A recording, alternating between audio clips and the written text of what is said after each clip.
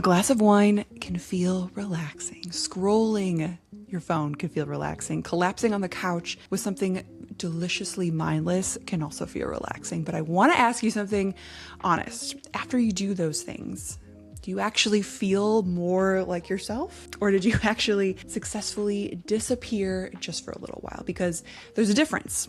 And I think part of you already knows it. Back when I had a corporate job, there were more days where I would come home so mentally gone that I didn't want to do anything, not work out, not hang out with friends, and not cook dinner. I'd pour a glass of wine, serve it with my very nourishing girl dinner, put on something mindless, and count down the minutes for when it was a reasonable hour just to go to sleep another day. And what I realized was I wasn't trying to just relax. I was trying to be done with the day, with the thoughts, with myself, and deeply craving not sleep, but true, deep recovery.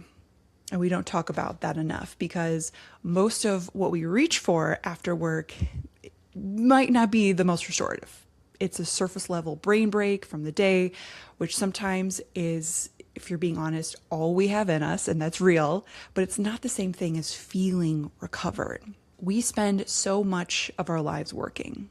Even if you like your job, even if you're proud of what you built, the last thing you want is to finally get home from your day and to be way too checked out to actually be present for what matters in your life, what you're working this hard for. So in this video, I want to show you what a real transition out of the workday can look like so you can take back that time out of the office, and how sound meditation makes that surprisingly simple.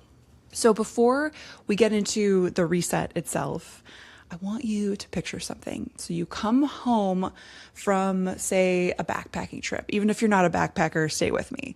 You've got this big, heavy backpack, all of your gear on. You walk through the door, put your keys down, take your shoes off, and maybe before you start thinking about dinner, you never take off your backpack. You just keep it on.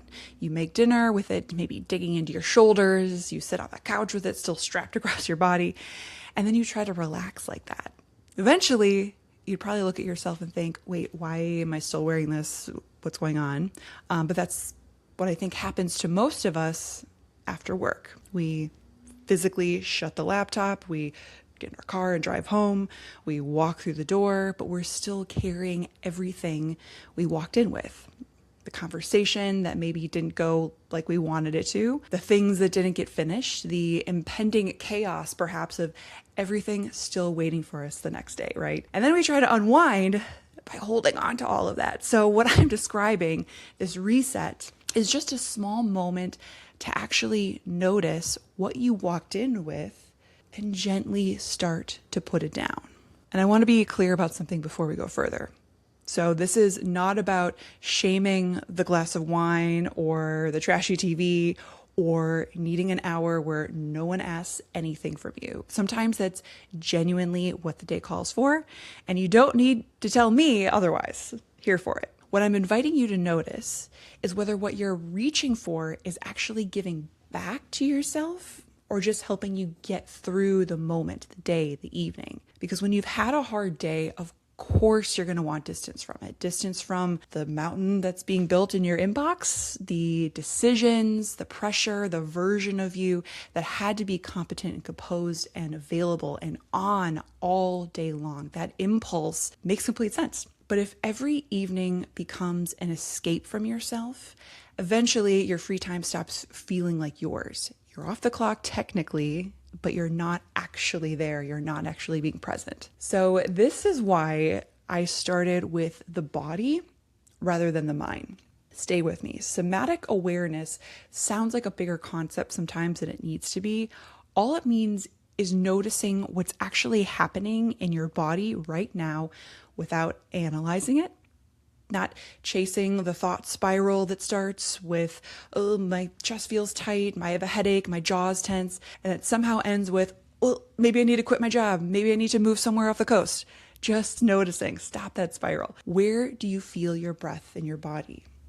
Is it in your chest, your belly, your nose? And sometimes that's enough. It's just that first step of awareness. Because a lot of the time we try to relax by leaving the body, But coming back to yourself usually starts by actually coming back to it, to you, just for a moment, without any pressure, expectations to show up peaceful or resolved, just noticing, slowing down and noticing. And this is where sound meditation becomes really useful, especially if you've tried to meditate before and thought, absolutely not, my mind cannot handle this. I breathe all day long. Why would I need to do this? I've been there. I'm right here with you. With sound, the point isn't to silence your mind. The sound gives your attention somewhere simply to land. So after a long day of thinking and responding and holding everything together, this is really important. That matters. So when your mind wanders, and it will, I promise you, when you try this, you're not messing up, you're not breaking any mindfulness rules. You just come back to the sound. That return of noticing the thoughts and allowing is actually the practice, because so much stress lives in the past or the future that doesn't exist yet.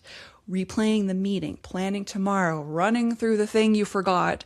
Sound pulls you into the now, gently, without asking you to prove, to perform, to strive, to be on all the things.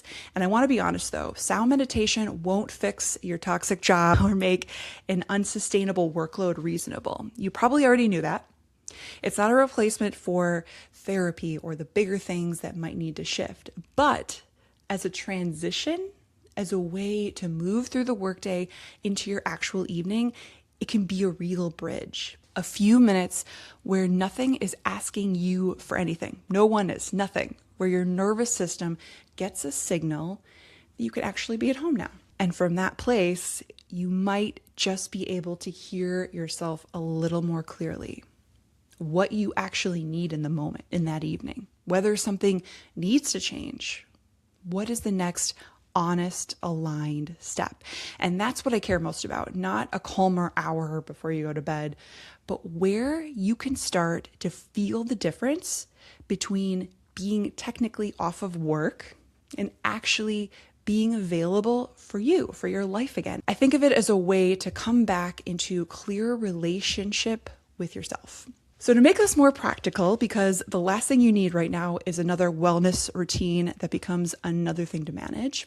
10 minutes, that's it. That's all I'm going to ask of you.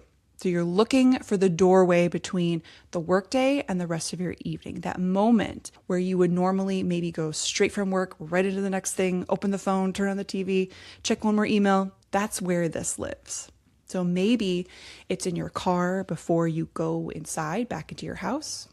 Maybe it's your commute home on the train with headphones.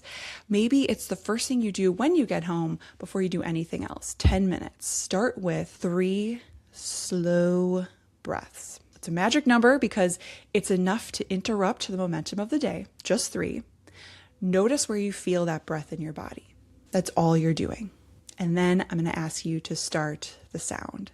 So find a sound meditation track. Could be singing bowls. It could be something calming, something you resonate with, whatever you feel pulled toward. And for 10 minutes, that's what I want you to come back to when your mind starts to wander, things come up. Come back to your breath, come back to the sound. And it does not have to be perfect. It doesn't have to be without any thoughts. Just returning over and over again back to you. And when it's done, ask yourself one honest question. What do I need tonight? What serves me? What can I do just for me? Not what should I do, or not how do I make the most of this precious time that I have outside of work? What do you actually need? So maybe it's food, maybe it's quiet, maybe it's to not look at one more screen, maybe it's to admit that something about this pace isn't quite working and you've been pushing through it anyway. So whatever it is, you'll hear it more clearly than you would from that place of depletion. So one more thing, because I don't want you to walk away from this thinking that the goal is to feel calm all the time. That's unrealistic. That's not real life. And I'm not going to pitch you that. And if you do hear that from anyone, run the opposite direction. So work might still be stressful. Some seasons are going to be genuinely hard. There may be things that you actually need to change in how you work, what you say yes to, how much you're carrying. But it's really hard to see any of that clearly when you're moving through every evening from running on empty, right? When you're making decisions from the most depleted version of you, everything feels incredibly bigger than it actually is. A text message might feel like a demand, it might stay on your mind. A simple question might just feel too much, it might be the breaking point. So that's why even 10 minutes of coming back to yourself matters. Again, not because it's going to solve everything, but it gives you just enough to be clear. You deserve to make that choice from a place of compassion, of self-acceptance, of self-worth, of kindness, where you can actually hear yourself. And if you want something to just press play on, to not have to search or look for what you can use to support you, check out the weekly sound meditations called Sunday Scaries that you can use wherever you need a reset. Give yourself a few minutes to actually come home.